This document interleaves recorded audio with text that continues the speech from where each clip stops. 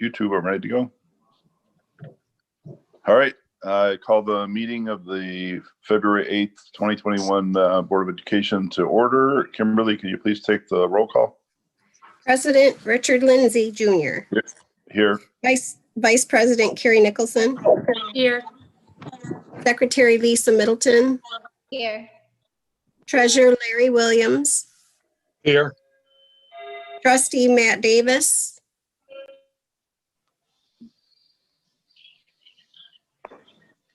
Trustee Shauna Gamble. Here. And Trustee Amanda Lankard. Here. Did I miss Matt? Kimberly, or you got him listed? He didn't say here is, oh, there he is. Never mind. Yep, I got him. You were muted, Matt. Are you here? I am here. I'm sorry. My whole connection froze up for about 15 seconds. Okay. Thank you. All right, thanks everybody. Let's start with our moment of silence.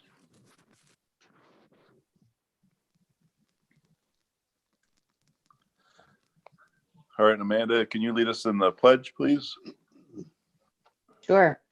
I pledge allegiance to the flag, to the flag the United of the States United of States America, of America, to the republic for which it stands, which is one nation, One nation. one under nation, God, under God, indivisible, with indivisible, liberty and justice for all. All right, I would obtain a motion to approve the agenda as presented. Move approval. Support. All right, we have a motion and a second. Any discussion? All right, we'll start with do a roll call. Amanda, Yes. Shauna, Yes. Matt, Yep. Larry, Yes. Lisa, Yes. Carrie, Yes. and Richard, yes. Motion carries. Next on the item is members of the audience may address the board on agenda items only. And do we have any public comment? Do not have any public comment request. All I'm right. sorry, what? I think he said no public comment. Okay. Is that correct? That is correct. So number 4 is board topic, COVID current impacts. And Randy, can you handle that? Sure. I'd like to give this to you before we talk about reconfirmation of our extended learning plan. For the last 2 weeks, if you're using your risk of COVID transmission in schools, which is the matrix we adopted, last week we were at 7.6% 7-day average for cases, new cases. The county had 263 per 100,000 cases or incidences in 14-day average. And actually, Marshall Public Schools District had 239, which is the first time we've been under the county since we started taking these statistics.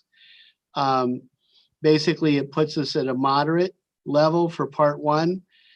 So we're at moderate risk across the district. And for part 2, we're at moderate or low risk, depending on if we're looking at K5 or we're looking at 9 or 612.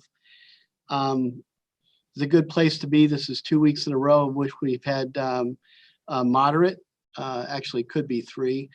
We're in a trending downward. However, as we always say, today's update from the health department indicates that hospitalizations still stay around 12 to 14 that are COVID hospitalized. We've had a few instances, sadly enough, of some patients passing away, but our death rate continues to be low. There is a concern, and it's hit the press today, I believe, but we heard about it this morning, that B117 mutation of COVID is now present and been found in Kalamazoo County and Calhoun County. There is one student out of one of our districts in Calhoun County that was impacted. he would have talked to me about that directly if it had to do with any one of our students associated with Marshall. What we know about that, obviously, is, if you've heard the press, is that it's not any more dangerous as far as they can tell. It is, however, more contagious. And so we want to be very, very careful about watching that and the impact that it has on community spread. As we roll into restart of the winter athletics and contact sports, we want to make sure that we're monitoring that closely. But at this point, it looks pretty good. I need to tell you an update for the trend, the weekly trend that I've given you. This past week, closing on Saturday, the 6th of February, we had one staff member that came up positive based on family exposure. And we've had 12 cadets or students at the Michigan Youth Challenge Academy that have tested or presumed to be positive, probable positive cases that are under quarantine right now. That's a direct reflection of those kids coming in into the new group. And so they're walking in with whatever they've had exposure of out in the community as they get stabilized within the MYCA residential program. We're hoping this is going to be short-lived and quickly controlled. They have some really great opportunities to isolate these kids one-on-one and be able to manage or mitigate that as being an internal spread. So let's keep our fingers crossed that our cadets continue to be strong in that process. We are now into our next week of from February 7th until this coming Saturday. Any questions on the update? Oh, let me tell you about the immunization schedule. This morning we talked about, well, we did talk about winter sports being allowed to begin on as of today. So contact sports are being allowed. There are some mitigation expectations or standards for that, primarily mask and controlling 2 spectators per athlete, et cetera, et cetera. We can give you an update on how that looks through Dan Coddens as we get into the month.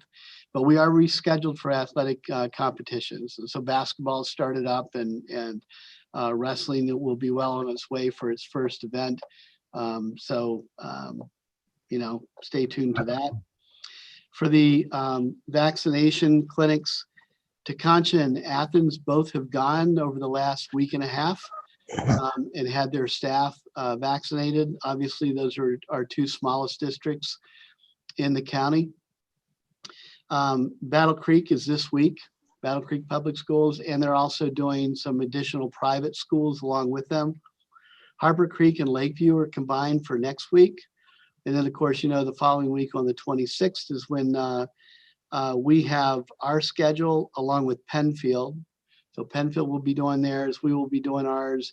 We are also hosting the Marshall Academy staff and the Marshall or the Marlee staff at our clinics that we're going to do on the 26th. And we're also hosting 42 itinerant staff from the ISD that are assigned in one way or the other to our programs. So we have a pretty large group that's going on the 26th. Just a reminder, we are doing half day for students and staff that day to allow professional time for our staff members, both in Albion and Marshall, to come together for these vaccinations. The clinic opens at 12 noon and the clinic ends around 4 o'clock or until we get everybody through the process. The following booster clinic will be on March 19th, which is Friday also. I've selected that date intentionally to make sure that our staff members have at least 48 hours to get through whatever residual impacts that booster shot has for them. And I think we should be fine to go. That's where we're at. All right, sounds good. Thanks, Randy. Any comments or questions from anybody? All right, not seeing any. Next on the agenda is review and public comment related to the district's COVID-19 extended preparedness plan for learning only. And do we have any public comments? There is still no public comment request. All right, we'll go on to item 6, which is action item, curriculum and instruction other, reconfirmation of COVID-19 extended learning plan. Randy, you want to take us through this? Sure. In your packet, under items 5 and 6A, you'll see a spreadsheet there. I'll talk to you about that in a second. At the September 28, 2020 board business session, the board approved the district's COVID-19 extended learning plan. The board has reviewed, sought public input, and reconfirmed the plan monthly since the plan was approved by the board. The district is required to hold a reconfirmation meeting every 30 days. Earlier on the agenda, a monthly review of the district's COVID-19 extended preparedness and response plan for learning was discussed, and the board took public comment regarding the plan. The board will now consider reconfirmation of the COVID-19 extended preparedness and response plan for learning. This will carry us through into March. In your packet, you have the form. Basically, we're extending what we currently have on paper as our model. We're still acting upon that model with fidelity. We have hybrid models for in-person at the elementary school 4 days a week, and we have hybrid models for the secondary grades 6 through 12 in cohorts A and B 2 times a week and 3 times a week on virtual. We are still offering a virtual elementary program for all students that are selecting that. More and more, we're having more kids and families requesting that the kids come back to in-person. We've accommodated that by adding 2 sections back into our elementary schools for that, but we're also continuing to get a number of families still wanting to have their children coming back to in-person. At some point, we're going to reach a maximum based on the 6-foot social distancing requirement that we've adopted, which is the highest highly recommended standard for social distancing.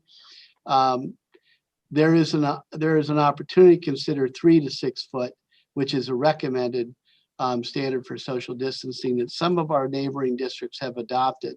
But we're not doing that now. That may be for future conversations, depending on how we get through the vaccination process and where we're at with community spread and all that. There's a number of indicators that we're all looking at, and you guys have access to that every week or every other week from the board. I look at that weekly. I want you to know that the weekly 2-way interaction rates since extended COVID-19 plan was approved. Right now in January, for all 4 weeks in January that we've looked at, we're at 80% or higher. 75% is the standard. So I'm really pleased with the work of the accountability that's going on. In case you don't know it, we've also participated in the state Michigan Department of Education service being provided to us, where we've identified, I believe, 200, maybe 240. I don't know if Chad's on, but about 240 students that are not consistently engaging in virtual or being inconsistent in their attendance and in person. And that group is actually making phone calls, connecting with families in any way they can to try to encourage their child to be more engaged with the educational process. We are also adopting another program tonight called Ignite, which is really exciting. We have, I believe it's like 24 National Honor Society students working with our college students as volunteer tutors for online after-school tutoring. It's really exciting. Please check the website on that. Our staff are very proud of that initiative and looking forward to the collaboration that we're having with Albion College. The bottom line is we're recommending just continuance of the current extended learning plan. And next month, we'll update that and take a look at where we're at that point for April. All right, thank you. I would entertain a motion to approve the action item, which is extension of the plan as presented. So moved. Support. moved. The motion and support. Any discussion? I have a question. As Yep. we roll out the vaccinations and more people in our community get vaccinated, hopefully quickly, is Randy, have you had any discussion about, especially at the elementary level, eliminating that Wednesday virtual day and going in person rather than having that virtual day on Wednesday? Yes, Amanda, there's been a couple conversations and people have been bringing up ideas. I mean, across the country, you're seeing an interest in having our kids, especially kindergarten through 5th grade, coming back into in-person instruction. The caveat is, are you willing to, and are we willing to as a district to go off of highly recommended 6-foot social distancing between desks to 3 to 6 foot so that we have more flexibility to bring more kids to in-person? Not that every kid that's currently doing virtual would want to come to in-person. So we'll still continue to provide that virtual. But when is it time for us to consider doing that? And should we consider doing that 5 days a week instead of 4 days a week? So yeah, that's all on the table. We're taking input. We're also listening to our teachers and our MTA about that. And we want to make sure that everybody's comfortable after we get through this process. The vaccination schedule that we have will provide us the opportunity to really fully be immunized between the 19th of March and by the 2 weeks later, by the time we get into spring break, that should have already taken effect by everybody that went through the vaccinations. So that's a good thing. I can't see us making a huge lot of changes in March because things are so fluid, especially with 8117 being out there and that concern. So until we know what's going on with the lay of the land, but I am interested in seeing and considering some changes coming up for April. Dr. Davis, I didn't really understand what you were saying about the 5 days a week. Were you saying that we were considering doing 5 days a week, or just that we would have to do 5 days a week before we would consider bringing kids in that aren't 6 feet apart? I'm saying that we have heard that idea. We've talked about that idea. We're considering it. We're also considering whether or not we can expand a 4-day hybrid to a 5-day regular attendance experience for our in-person students. So we're considering that as well, taking feedback on that. And your other question was about the social distancing. That right now we have contiguous districts, 2 Marshall Public Schools that are using the 3 to 6 foot social distancing measure for in-class, for spacing between desks, which allows them to serve many more students in their in-person educational model. And they're going 5 days a week. And so I can tell you that we've had a number of students and families take their kids to those opportunities because they need to have 5-day-a-week education for their kids. We have taken a different standard as a board, and through my recommendation as well, that we consider all of the highly recommended. We didn't want to go through a lot of explanation to the state about why we would choose not to do highly recommended safety practices. At this point, though, the way the field's going, it feels like there's more room for consideration of 3 foot versus 6 foot in class instruction, as long as other safety mitigations are taking place, such as masking, washing hands, not spending more than 15 minutes in a given day within a bubble of 6 foot with a student. And also considering 6 foot social distancing in transition during shared classes and things like that, like gym class and so forth. So there's things that we have to work through. I would bring some more definitive recommendations if we're going to change that model to you next month. Okay, because it seems like the 3 to 6 foot distancing is very different than the going 5 days a week. You know, when you're considering spread, and I'm not sure that having that day off, if we don't think that there's much spread by contact, is going to be a big difference. So I don't want those two to necessarily be linked together when we're looking at what's effective and not. No, I get you. Those will be definitely 2 different talking points. As you look at the weekly tallies that I have since we began school, we have very few students in the K-5. We only have 7 students in the K-5 environment that actually came up positive as confirmed or probable out of the entire population we've been serving for 4 days a week. And that's an important figure to keep in mind as we go forward, because it does bear fruit that that seems to be the lowest experience. And those students were not exposed within school that resulted in those positives. That was mainly from family. So those are things we want to consider and think about as we go forward. All right, any other questions or comments? I just have one. So Randy, right now, all of our K through 5 that want to be in person, face-to-face for learning, we have space for them and there's somewhere for them to attend, correct?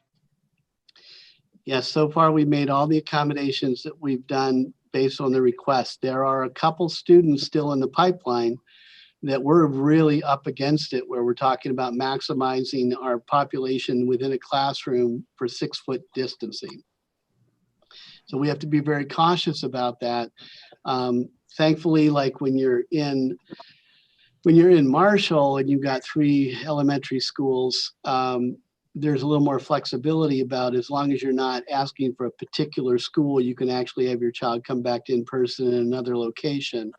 That's not as easy for our elementary school in Albion, unless they want to make that trip and travel. So we know that there's a lack of equity in that choice, but we also know that we're working on that to make sure we're accommodating.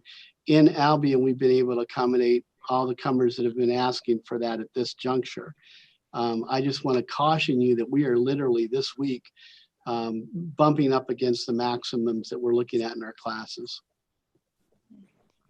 Just a concern as far as learning for kids and what program, what environment is going to work best for them so that they're achieving, whether it's virtual or in the classroom. So that was just something that I just think is important, that if their desire is to be in person, that we're doing everything we can to make sure that that's being met.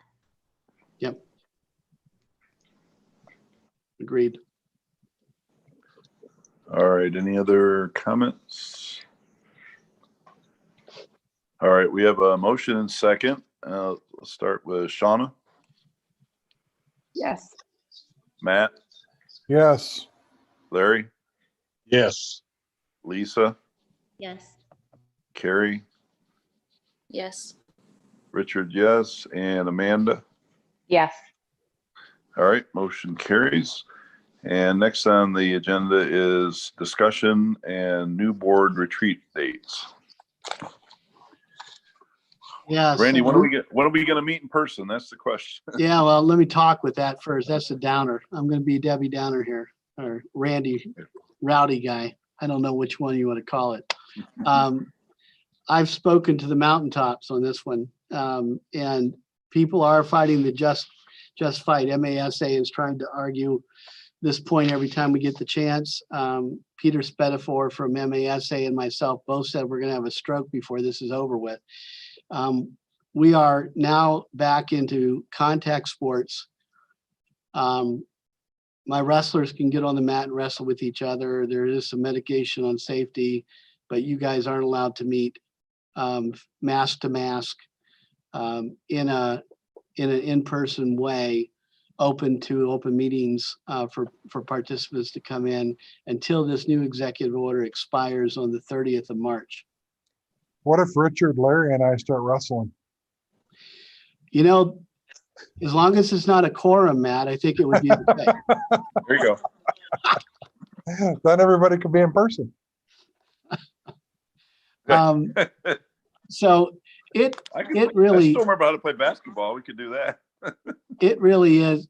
One of the things though, I mean, I get it, and we all feel like we need to see each other face to face and have that opportunity. I think we can't wait though much longer to get started in conversation, especially around some of these key strategic objectives that we're talking about and moving forward with, or wanting to move forward with. And so I would like us to try at least doing a commitment to do a virtual fairly soon, see if we can do another virtual, and then maybe at that point we'll be able to get into in person. There's a lot of push that the governor's hearing. You know, her assistant Brandy knows me, knows what we're talking about, gets it. She's talking to the governor. She's trying to get that kind of influence, and hopefully some reasonableness will come out of this. I think they're all trying to make the best decisions they can and be consistent with the way it's defined, because you all represent different households. We're talking about mixing a whole lot of bubbles, family bubbles together for a meeting, and that's the big concern. And, you know, I don't know, with this new variant, I'm not sure if that even is feasible, that we're going to get any kind of consideration for change between now and the 30th of March. I guess I'm thinking let's go ahead and set some dates for for virtual and see what we can do. Okay. Does anybody have any thoughts about anybody want to wait or just Work with what we got to work with. all right, is what it is. All right, sounds good. B, bond update. Well, wait a second. Whoop, We is there want more? we want to talk about potential dates. Can we set at least one and a tentative backup? Yeah, if you want to do it right now, we can take a look. What were you thinking? Yeah, I would. So on the 15th, you have a special meeting, and you have a regular board business session on the 22nd. I'm thinking more in line, like, I don't know what you guys are thinking, but maybe the first week of full week of March would be a possibility, or sooner if you want it.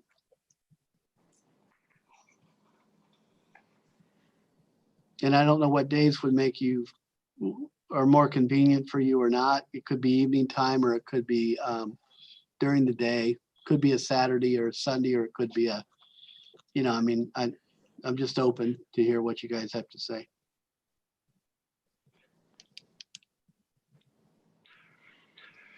Anybody have any preference?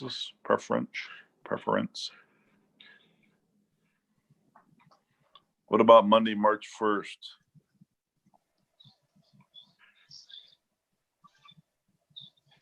You're gonna put 5 Mondays in a row, Richard. Well, yeah, I would. All right, what's plan B? I'm just saying. How about a Wednesday?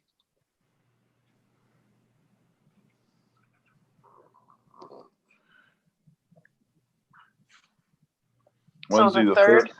Wednesday the 3rd. The 3rd isn't a good Wednesday for me, but Not for me maybe either. but the 24th would be okay, or the 10th. Okay. 24th of February, Carrie? Yep. That would work for me as well. The 24th would be okay. Wednesdays typically are not good for me. Aren't they? Okay. Well, before we've done Tuesdays that seem to work for folks when we did the forums. 23rd. Oh, that would be it. How early could we go on a Tuesday? On a Tuesday? That'd be the second, Richard. I would need to be done by 7. Could we start it off with it as like an orientation and a coordination of our next steps, and get some things on the table to, prioritize some objectives, and then maybe do it for a 2-hour period from 5 to 7? Is that going to push you too much, Lisa, or is it 5 to 7 going to work? Might just have to bug out a couple minutes early. Are we looking at March 2nd? Yeah,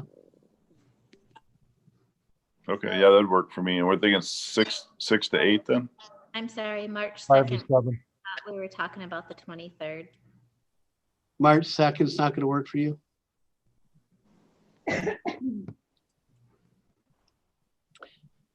March 9th, March 16th. What about the 4th? What about a Thursday? Thursday, anybody want a Thursday? Anybody have conflicts on Thursdays? Oh, that'd work for me.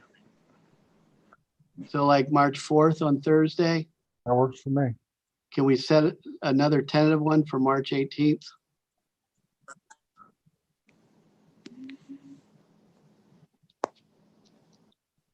Are we talking about at 5 or 6?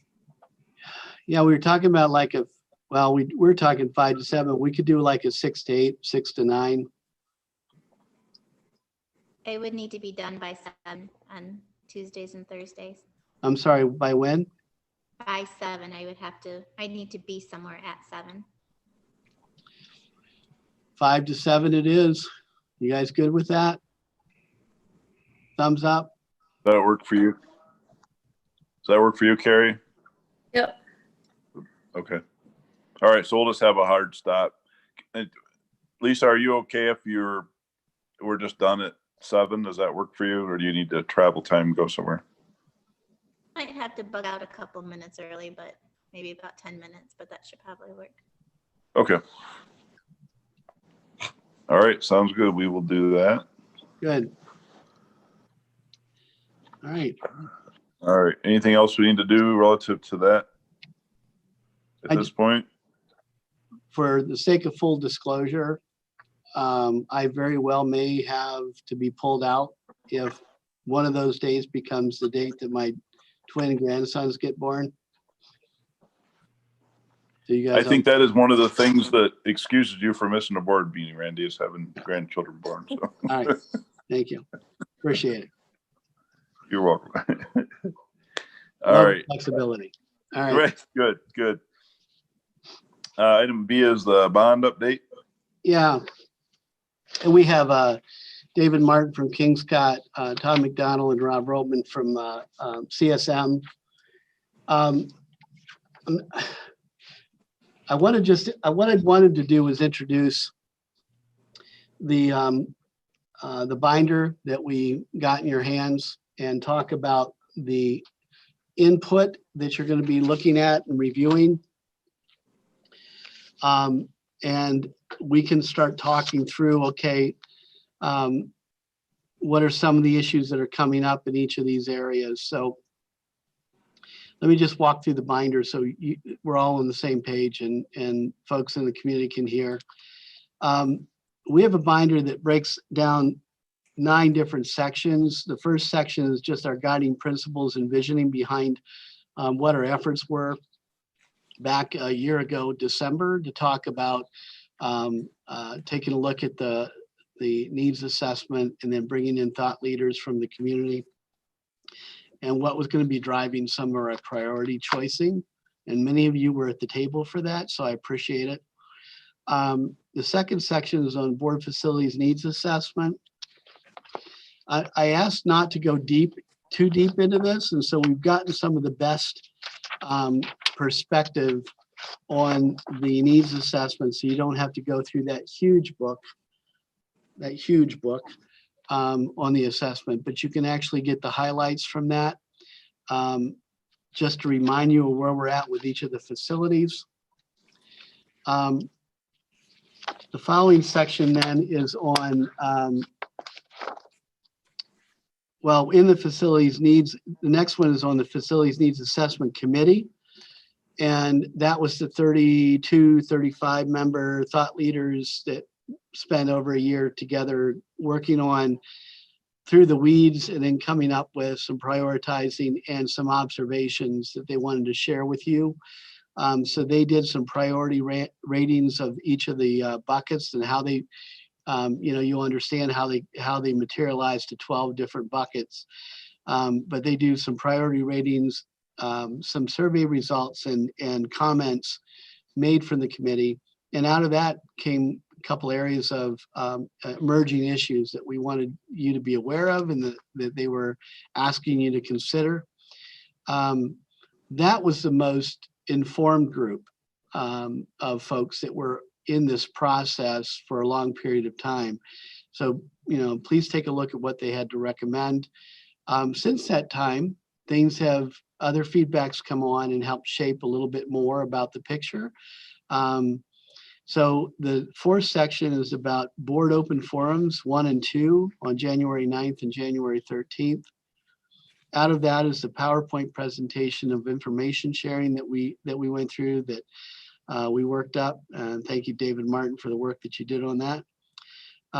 Priority ratings out of that group after they heard a little more information behind it, and then comments that they made, open comments that they made.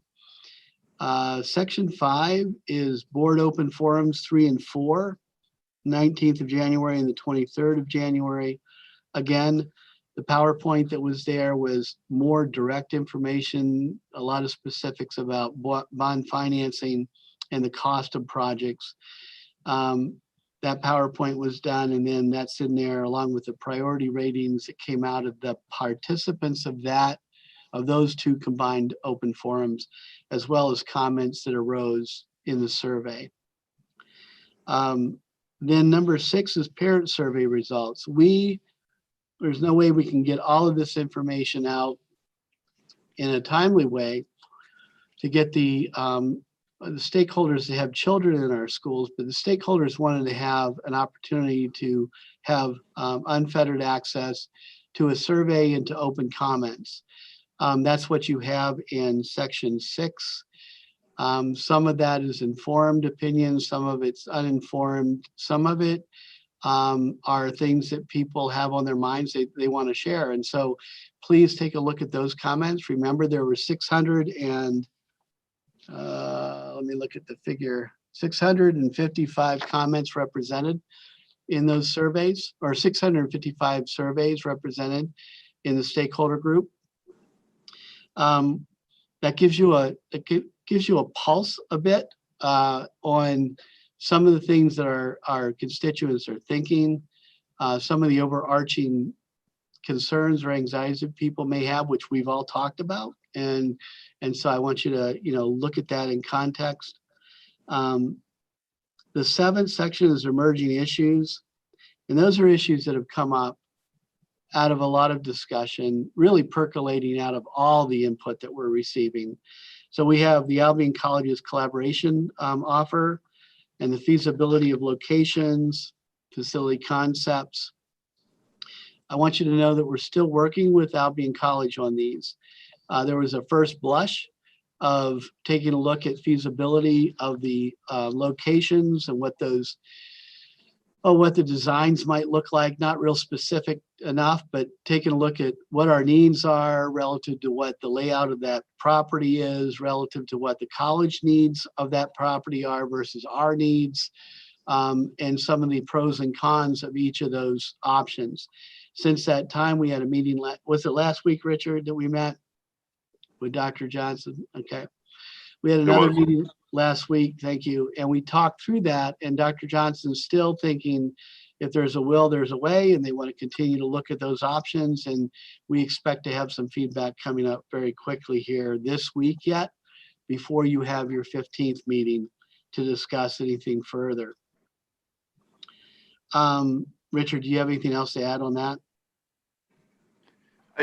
No, I was just going to ask, I've looked at the agenda for next Monday as everybody's got a draft of it in front of them. And I guess I'm speaking for myself at this point, but I don't want to spend 2 hours going through all this stuff again. I mean, I'm thinking that we're all very engaged in this and we all understand what's going on. And right. I mean, I would personally really like to discuss, what other board members are thinking. So yes, absolutely. So that's why I want to get the binder to you last week, give you an opportunity to swim through those issues. We have an electronic version. Please look at those things and form your opinions based on all the feedback that you're looking at and the work that was done in this project so far. And really, we're going to be talking about the Albion College's collaboration. We're going to be talking about the Watson Street campus and what our vision has been for that and what it continues to be for that. We're going to talk about elementary school enrollment. we're going to be talking about athletics, and I've had some with David Martin and King and CSM. We've had some good conversations with our AD and high school administration about their wants and wishes in regards to athletics. And we've looked at the original renderings of that, the cost of that. We've looked at some alternative renderings of what that might look like as well, and good use of our campus at the high school. Those recommendations aren't going away from the table. They're going to be on the table for consideration for you guys to make a determination on those things, the next steps. But I wanted you to know that we're looking at some renderings that are a little bit different than what we originally looked at. And you can understand it's not what some people may have had in mind, but it's trying to address all the wants and wishes that they had listed in an effective way, and trying to reduce some of the cost associated with that overall picture. Same thing with Watson Street. When we look at Watson Street, not only is it visioning about what we had entailed or intended for that facility and what's still in the minds of folks about that facility, but it's also looking at what we can do relative to the facility itself to reduce the commitment and cost or investment in that building. Everybody's really having a hard time with that 11 point whatever million dollars that looks like for infrastructure. And we know that. And so it's a matter of, can we do something different with that? There's also a rendering about, should we choose to have an elementary school at the Watson Street campus, could that look like? And also, what could that look like? Because that same rendering could actually be plopped on the Kroll Elementary property as well. So those are things that are perking up. We want you to think about. That's why I wanted to review today the content. You have it in the draft agenda. We can specify that a lot more and tweak it, Richard, as we go towards the 15th this week before we finalize that agenda. But I wanted you to know that those are things we want you to think about, along with the prioritizing that's been offered to you from these different groups. The bond financials are there, and part of the bond financials really has to do as well with the timeline that we're talking about, recommended by the Thought Leaders Group, has to do with August of 2021 being the election date. That's going to be one of those areas you have to wrestle with. Based on the feedback you're seeing and hearing, you got to determine, is that something you want to go forward with in regards to timeline, or are there other alternatives you want to consider? And that also then reflects on how busy David Martin and Todd and Rob are going to be in regards to getting together a proposal to the State Department of Treasury. And then the last section will be on bond planning scheduling. So I agree with Richard. All of you need to start really wrapping your arms around, what do you think is most important in these priorities? What are you hearing, or what are you seeing in your lens from the feedback we're getting from all the participants? And we can start having those good dialogues on the 15th. Anybody have any questions or comments at this point? I do. I think one of the other things that would be helpful for me to see next week would be like what other funding sources we have for some of the things that aren't even really on the table. Because some of these things are gonna have to get done. So I think for me it'd be helpful to know where might that other money come from? Like, is sinking funds, or do we have partnerships or things like that? Yep. And in that request for school funding, the update that Becky Jones is getting prepared for the next, I think this week and next week, there's some information there that's really helpful too, to look at our revenue stream and our revenue sources and how those dollars can be used, Shauna. So we'll see if we can put together something within the section 8 under bond financing, so you can see the alternatives that are there. Becky, is that good for you? Yes. Yeah. Okay. David Martin, Todd, Rob, do you guys have anything else to offer at this juncture as we're heading into a pretty significant week of conversation and dialogue and decision making?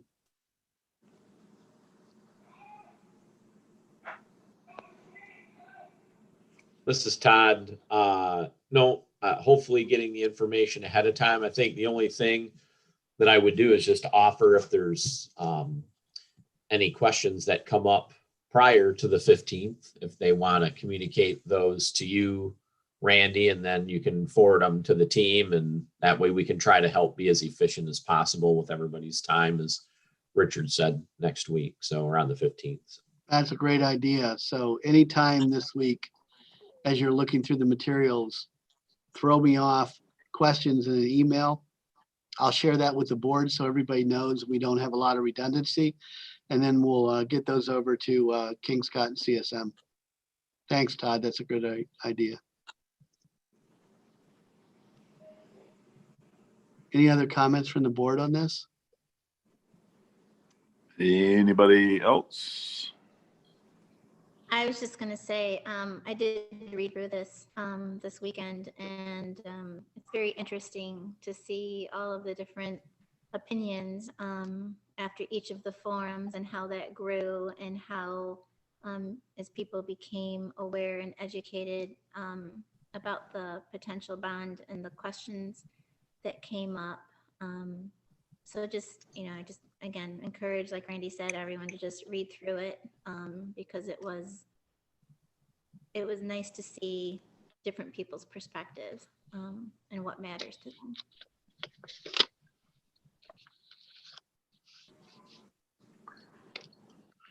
Thank you, Kimberly, for putting together the binder. I appreciate that. We appreciate that. And thank you, Randy, for delivering it to a couple of the board members anyway. Hey, you did a nice job of having the sidewalk shoveled for me. I appreciate that, Richard. All right, any other myself concerns? All right, so next we have the diversity and inclusion. Item C, Randy. I sent to you guys in an email today just an eye opener about some of the work that we've been up to in regards to diversity, equity, and inclusion and social justice. And I wanted you to see the categories primarily. You can read the detail. I don't have to go really through a lot of that detail right now, but I wanted you to know that and I'm adding another one too, actually, by the way.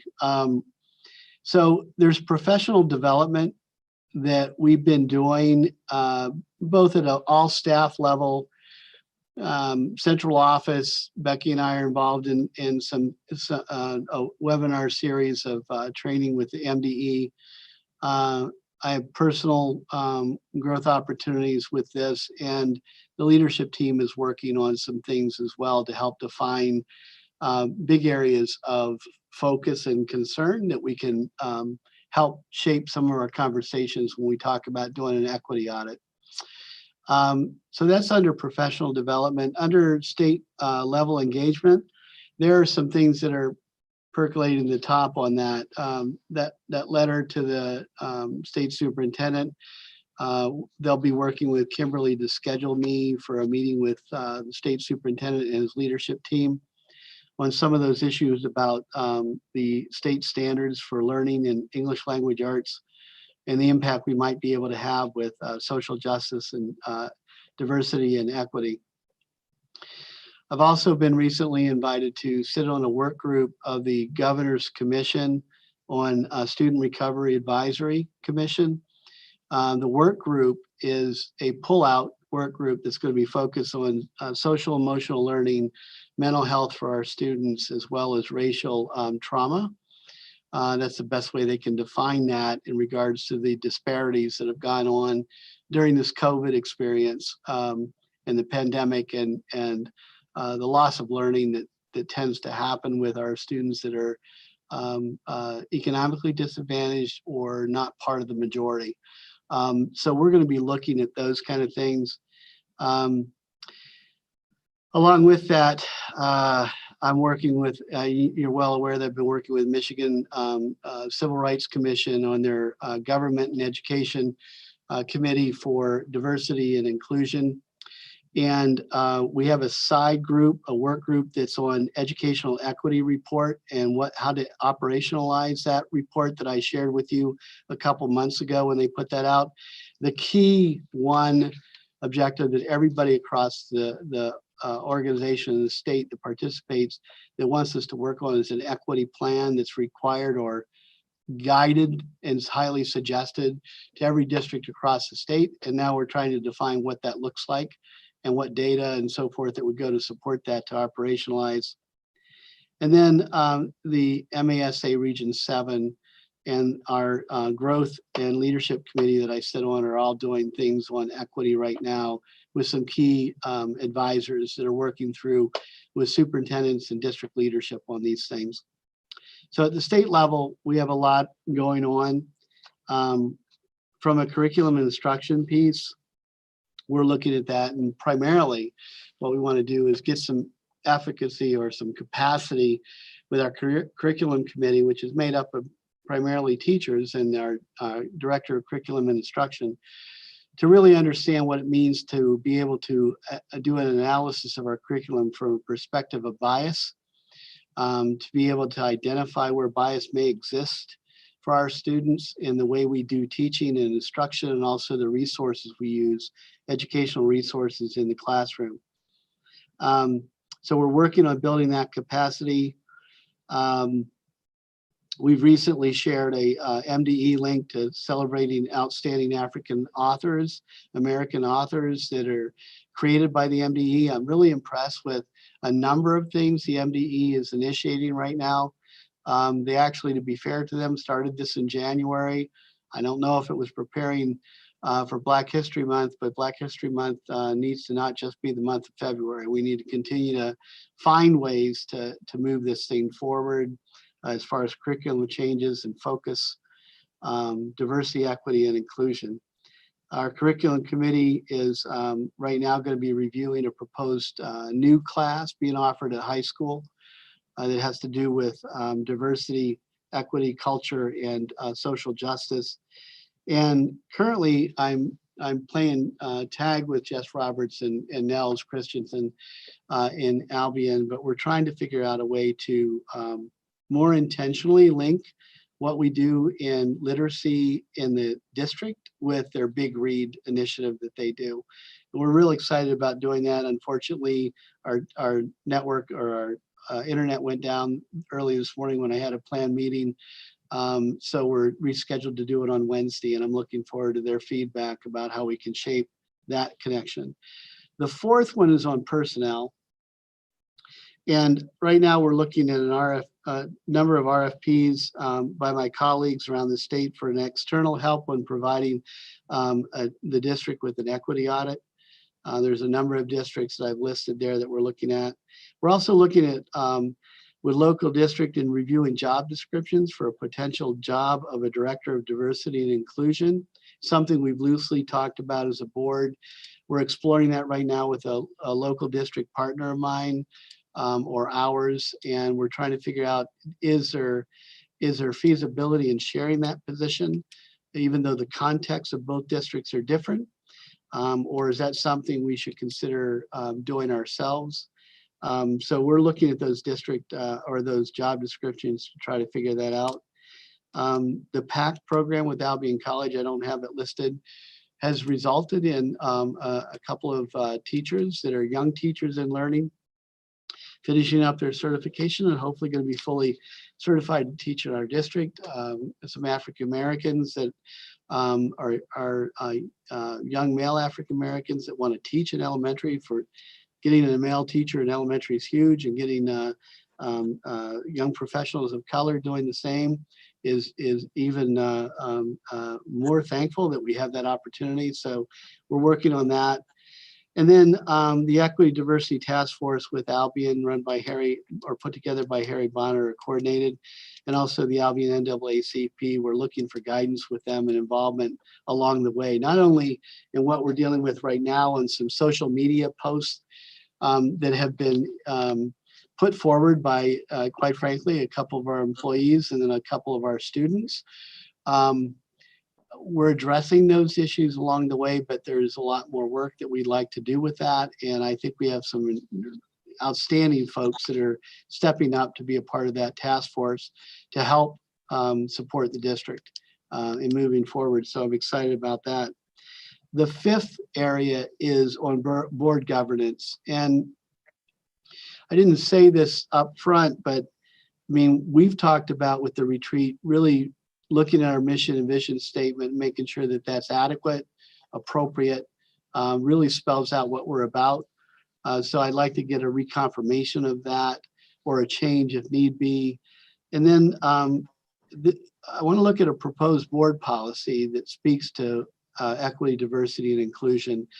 There are only a few districts in the state that actually have a board policy. Neola does not have a board policy, believe it or not, that speaks to this.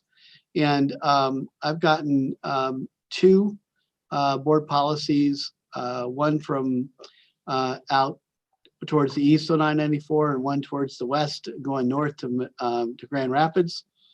And they've done their research on a couple other model policies, one from St. Paul, Minnesota, one from Palm Beach, not Palm Beach, I'm sorry.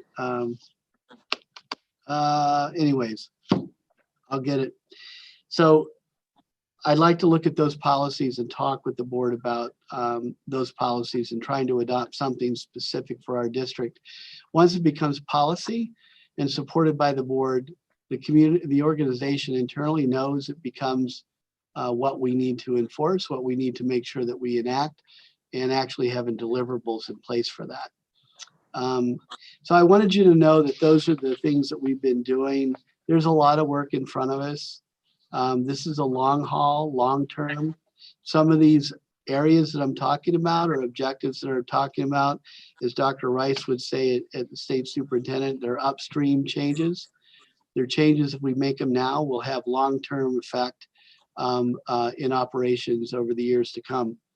So I want to make sure that we're doing this right. I want to make sure that we're looking at the right consultants. I want to make sure that we're looking at the right folks that want to be a part of this process. But that gives you an update about some of the things that are going on behind the scenes with my department and with our organization, and some of the things I'm being asked to get involved in at the state level. And Randy, I would still like to see something like, and again, I'm thinking back to the bond steering committee, but something that's got a committee that's got some board involvement and kind of brings all the pieces together. I think it's very valuable information, and I appreciate what you're doing. But the board doesn't have any role in anything you just said, and I think it's important that we have some role. And I'm not sure exactly what that looks like going forward. Maybe it's to collaborate with what Harry's doing and be part of that. But Well, I'm curious what other board members. I agree. I'd like to have 2 or 3 board members sitting, being involved in this process. Yeah, I would too. Does anybody have any thoughts, comments, observations? Just 2 things. One is, I think in a recent magazine from MASB, the leaderboard, there was some information about policy, either looking into one, adopting one, formatting one, and I can't remember which school had just recently done it. I want to say maybe one of the Flint area schools that had done some research and had a committee together to put forth a policy, just what you were talking about. So that may be some good information to try to go back and look for. And then also, Randy, has there been any discussion at the ABC meetings at the CISD as far as possibly sharing the director position that you mentioned amongst some of the schools in the county at the ABC meeting? Not sharing a director of diversity and inclusion. We do have some social emotional learning representatives that are out there, coaches that are involved, and we do have one that's involved with us as a district, but not as a director.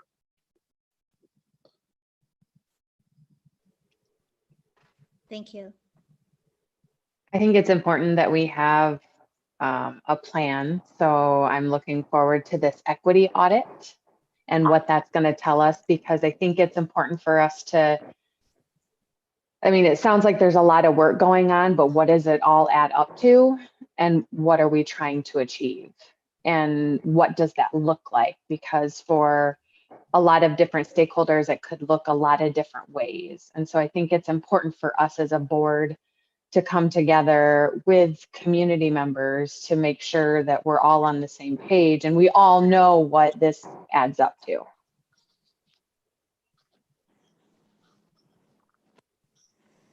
Thanks, Amanda. That's probably a better way of saying what I was trying to convey. Yes. All right. Anybody So else have any? Oh, go ahead. So I think I am just going to add to what everyone's already said.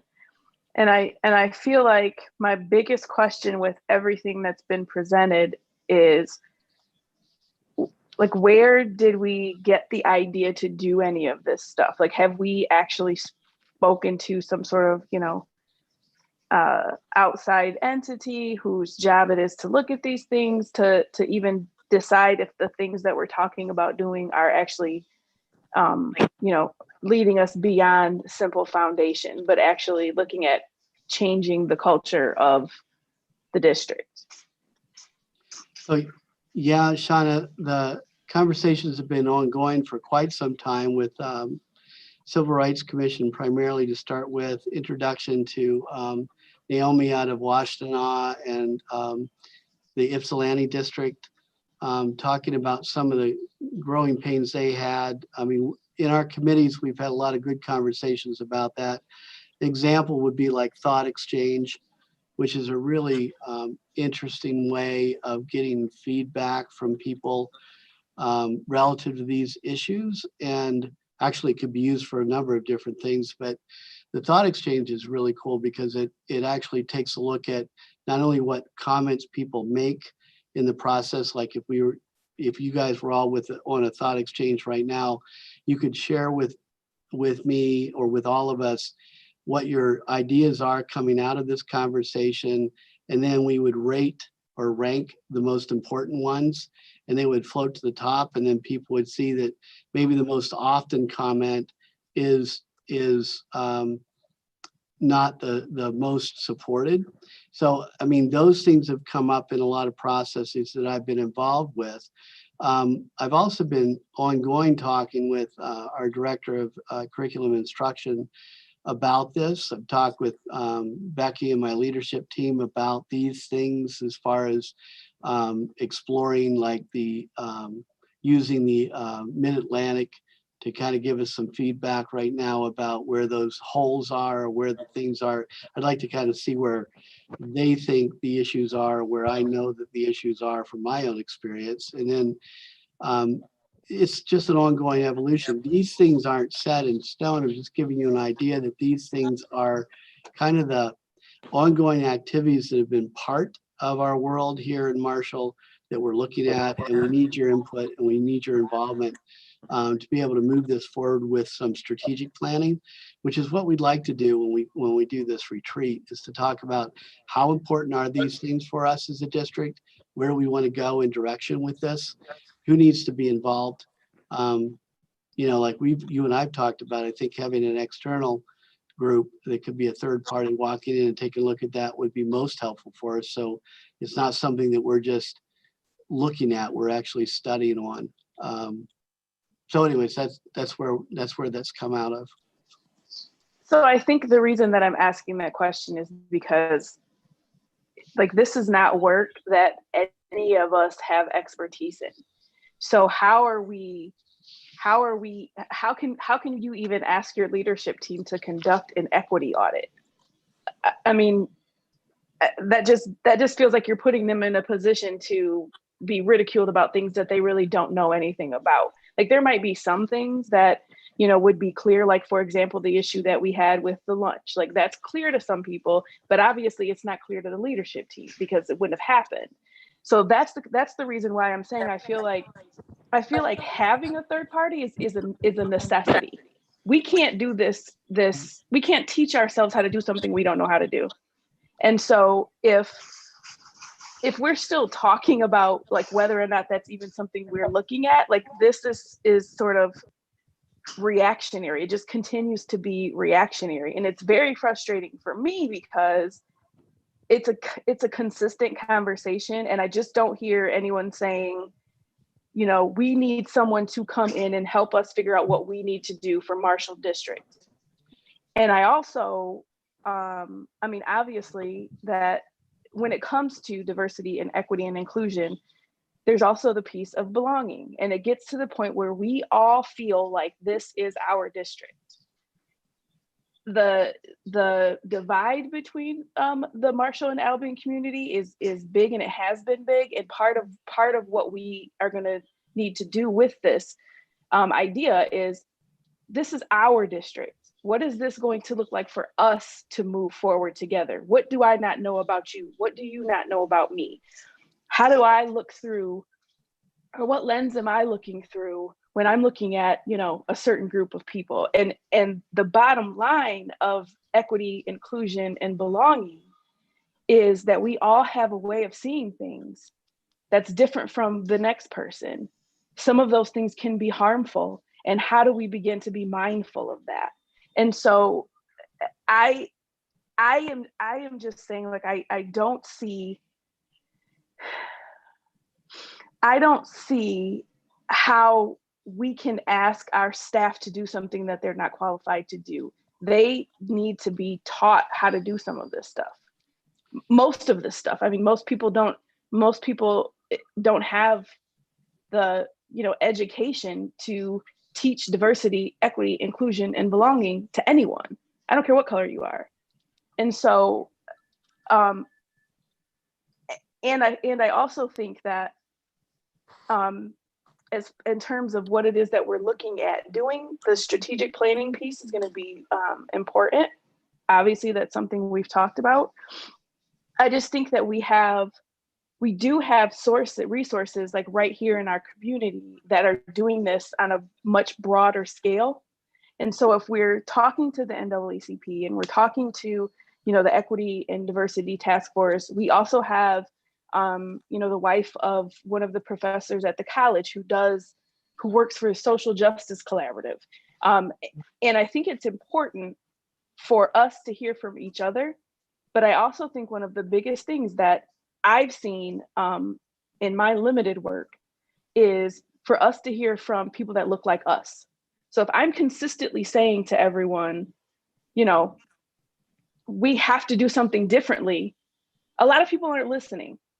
But if you have someone who looks like you that's saying, look, I've done this, this, and that, this is what I used to think, this is what I used to do, and this is how I'm starting to change that, that makes a difference. Mm-hmm. And this foundation is good. And I think we can keep moving forward with those things. We see those changes, but no one on this piece of paper has the experience to tell us what we need to do as a district. And I'm frustrated because I've been saying this, like I keep saying this, and I keep coming back to, you know, we're going to start reading some books, and, you know, we're going to do an audit on ourselves. Like, that's just not acceptable in my opinion. And I think that if when we come to this board retreat, we don't have something more to go on, it's going to be a waste of our time. And so let me clarify that I'm not asking any of us internally to do an equity audit on ourselves. We're using that tool that I shared not too long ago as a springboard. People, when they read those points and think about or reflect on what they know, is very educational and informative for them to think about on a different level than they have probably historically.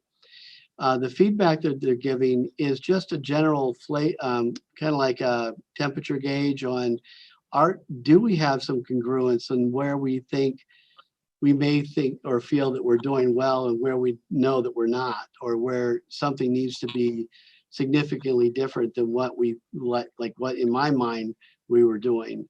As an example, the mission and vision statement.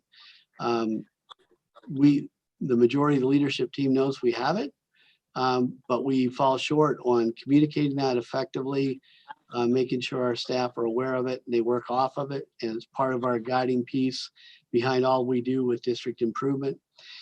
Those things just give us an idea that here are some areas that we definitely know going in to talking to an external person.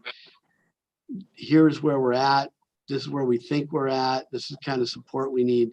It's like the precursor, Shauna, before we go out for an RFP to get somebody to come in and work with us. So there's no ridicule involved in that. And there's no expectation that we're doing anything substantial and really defining what our equity audit tells us. It's actually giving us a little bit of thought, provoking ideas to move forward together in this journey, and to recognize that there are certain things we have to put up front for any externals to consider coming to work with us. We've said very clearly that we need to have an external group coming in to work with us. We can't do this by ourselves. We don't have as you said, we don't have the expertise as an organization to move forward on this conversation. So if you'd like to be a part of this, I'd love to have you be a part of this.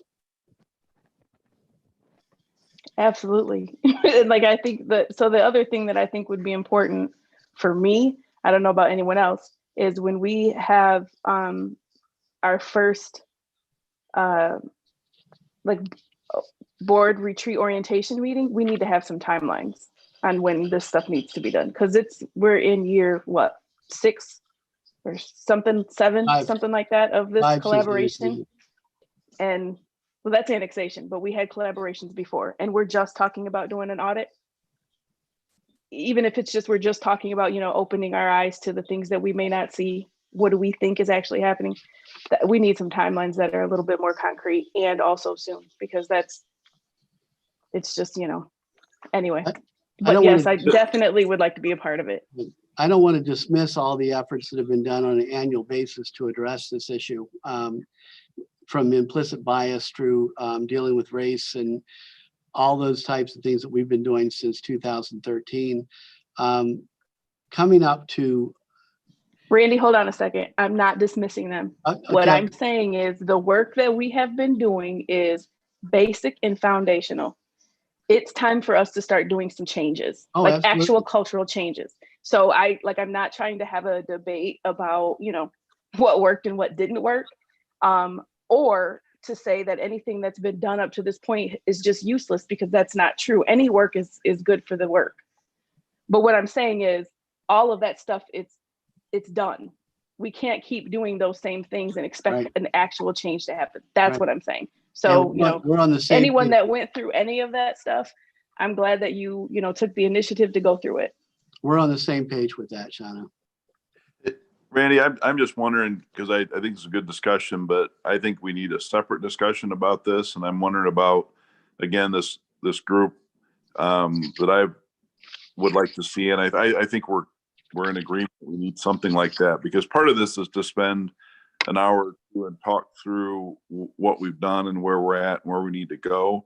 And I don't think a board meeting is necessarily the right place to do that. But then that group would come back to the board as part of the upcoming planning that we're going to do and have more discussions.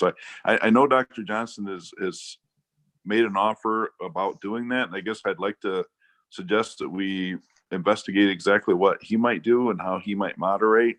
And again, I'm thinking maybe several people from Dr. Bonner's group and a couple board members, and I'm not sure who else, and do it in a Zoom meeting and maybe spend an hour or two going through this. I think it's a good conversation, and I've never done this before, so some of the things Sean is raising, I think are very valid issues, and I don't know what the answer to them are, but I think we ought to talk about it. I agree. So if you as board members want to be a part of that, then Richard, you can get them down as part of the committee, and then we can start talking about how to form that. Okay. All right. We'll do that. That sounds good. All right. Any other comments, questions about that? I would just add, I know we've talked about Albion College, Keller Community College is a very robust equity and inclusion group. And our president is Dr. Bunnings is extremely well versed in those professional matters. And as a board, we did adopt an equity and inclusion statement a little over a year ago. And you can find that on our website. But, you know, I think there's lots of room for improvement, but understand there's lots of room for learning too. And we can't just start with 100 when we're at 25 as a board, even, not to mention a school district or a community. So we've got education that we have to do. So let's not put the cart in front of the horse, please. We got education among ourselves. I need education. We got education among our staff and faculty, and probably most importantly in our community and among our children. So this needs to be something that is extremely well thought out and planned. Sure. It's going to take a lot of voices to give a lot of input on it, and it needs to be done in a very professional and positive manner. We can't go down the road of negativity on this and expect that it's going to bear fruit. Thank you. Yeah, thank you, Matt. I appreciate that. All right. Anybody else have any other comments? Actually, Dr. Benning and Dr. Johnson both being involved would be very interesting. Obviously, having no idea of their schedules, but all right. If there's nothing else on that, we'll move into number 8, which is executive closed session. I would entertain a motion that the board go into closed session under Section 8C of the Open Meetings Act for strategy and negotiation session connected with the negotiation of a collective bargaining agreement. Can I have a motion to that effect? It's like that makes us more than Richard. Thanks. You have a second? Support. All right, motion is second. Any discussion? Matthew, you're first. Aye. Larry? Yes. Lisa? Yes. Carrie? Yes. Richard, yes. And Amanda? Yes. And Shauna? Yes.